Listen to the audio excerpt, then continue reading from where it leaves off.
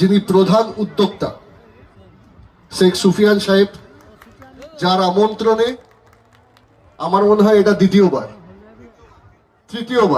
প্রথমবার এসছিলাম, গত বছর এসছিলাম যখন গণবিবাহ তিনি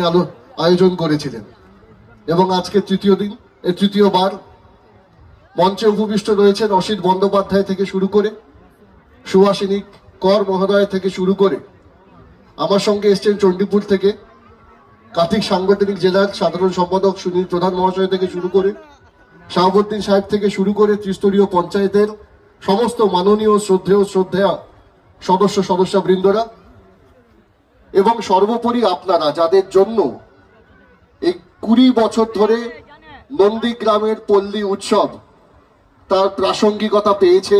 বজায় করে রাখছে, এবং আগামী দিন শুধু 20 বছর নয়, ভগবানের কাছে প্রার্থনা করব, আল্লাহর কাছে প্রার্থনা করব যাতে এই মেলা শ্রীবৃদ্ধি প্রায় আগামী 200 বছর,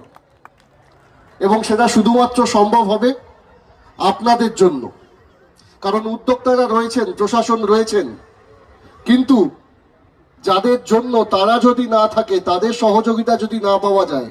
তাদের সহায়তা যদি না পাওয়া যায়, তাদের যদি ভালোবাসা, আশীর্বাদ, শুভেচ্ছা না পাওয়া যায়,